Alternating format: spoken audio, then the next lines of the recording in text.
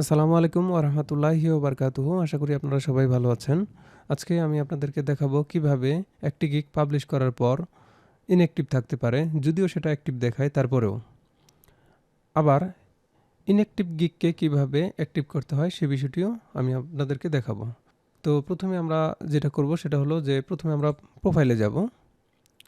প্রোফাইলে যাওয়ার পর এই যে এখান থেকে আমরা প্রোফাইলে যেতে পারি। এই যে এখানে প্রোফাইলে যেতে পারি এখান থেকে। তারপর এই যে এখানে আমরা এই ছবির উপরে ক্লিক করে এখানে আমরা এই যে এখান থেকেও আমরা প্রোফাইলে যেতে পারি। এখান থেকেও প্রোফাইলে যেতে পারি। তো ফাইবার অ্যাকাউন্টের প্রোফাইলে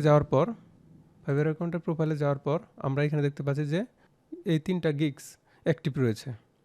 কিন্তু আমরা যদি একটু এটা যাচাই বাছাই করে দেখি তাহলে দেখা যাবে যে এখান থেকে এই ২টা গিগ অ্যাক্টিভ রয়েছে এবং এটা ইনঅ্যাক্টিভ রয়েছে। তো এটা আমরা কোথা থেকে দেখব সে বিষয়টা আমরা এখন দেখি।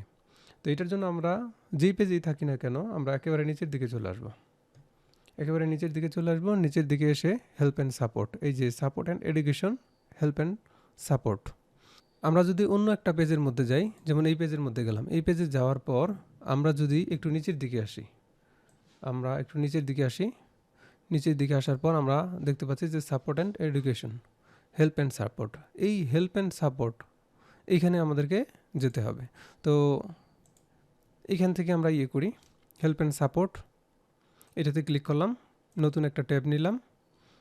নতুন একটা ট্যাব নেওয়ার পরে আমরা কি করব, নিচের দিকে আসবো, একটু নিচের দিকে আসার পর একেবারে নিচের দিকে আসবো, একেবারে নিচের দিকেই চলে আসবো।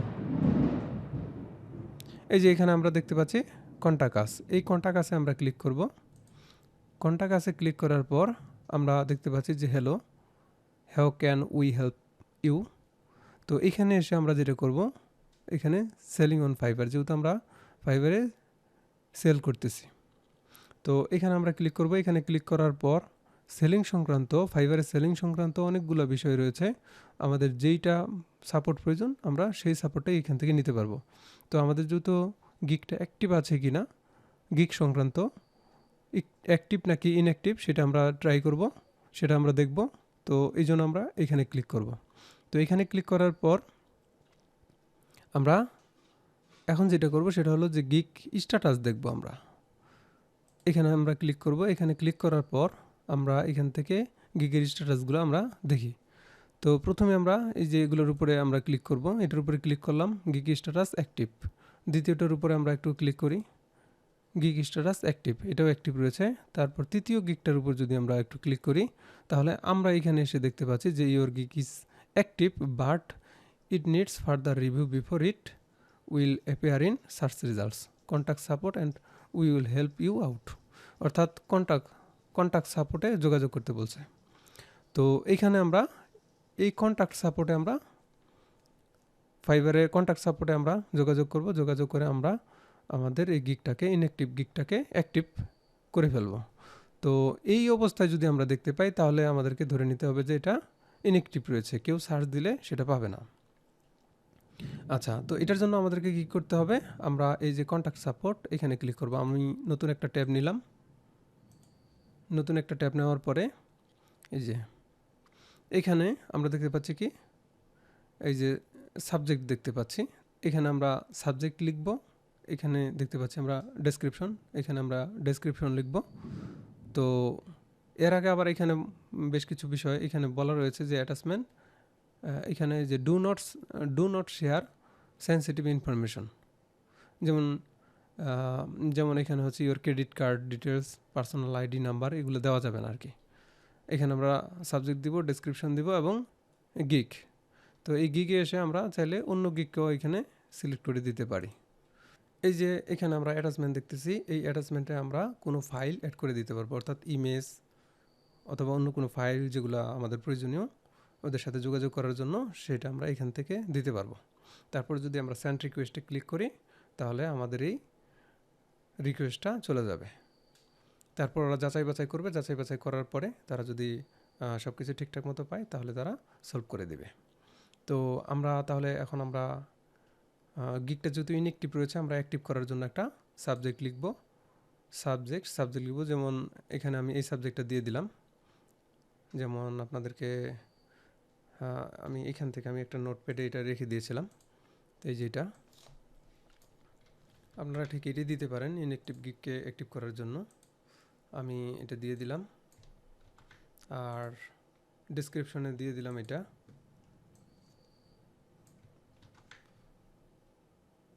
ডেসক্রিপশনে দিলাম এটা। তারপর হলো এখান থেকে ক্রিয়েট সেটআপ অ্যান্ড অপটিমাইজ, ঠিক আছে, এটা কোনো প্রবলেম নেই। আর অ্যাটাচমেন্টে এসে তাহলে আমাদেরকে করতে হবে, এইটা এই যে এই গিগটার ছবিটা আমরা দিয়ে দিতে পারবো। তো এটা আমি যেভাবে করব সেটা হলো আমি ঠিক এইটুকের একটা ছবি তুলে এটা আমি অ্যাটাচমেন্টে অ্যাড করে দিব। এটা আমি ডেস্কটপে রাখি, ডেস্কটপে AAA দিয়ে রাখলাম, পিএনজি ডেস্কটপে। হ্যাঁ, ওকে। এখন আমি এটা কি করব, অ্যাটাচমেন্টে এসে দিয়ে দিব। এখন অ্যাটাচ ফাইলের মধ্যে এসে এখানে ক্লিক করলাম, ক্লিক করে আমার এটা সেভ করা ছিল কোথায়, ডেস্কটপে। ডেস্কটপে এই যে AAA, এই যে এটা সিলেক্ট করে দিলাম, ওপেন করলাম, এটা এখানে চলে আসলো। আসার পর এখন সমস্ত কাজ আমার কমপ্লিট হয়ে গেছে। এখন যেটা করব সেটা হলো যে সেন্ড রিকোয়েস্ট, এই সেন্ড রিকোয়েস্টে ক্লিক করলাম। তারপর এখানে যেটা বলছে যে থ্যাঙ্কস ফর কন্ট্যাক্টিং আজ, আমরা চাইলে এখান থেকে ফাইবার হোম পেজে যেতে পারি। আবার আমরা মাই রিকোয়েস্ট, অর্থাৎ আমরা যে রিকোয়েস্টটা করেছি সেটাও আমরা দেখতে পারি এখান থেকে। তো আমরা এখানে একটু ক্লিক করি। এখানে ক্লিক করার পর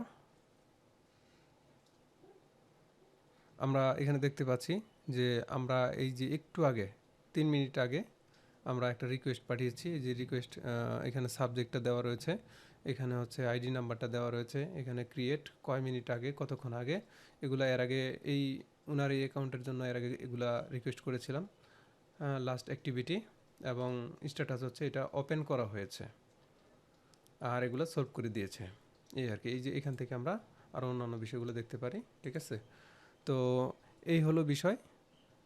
তো সবাই ভালো থাকবেন। আসসালামু আলাইকুম ওয়া রাহমাতুল্লাহি ওয়া বারাকাতুহু।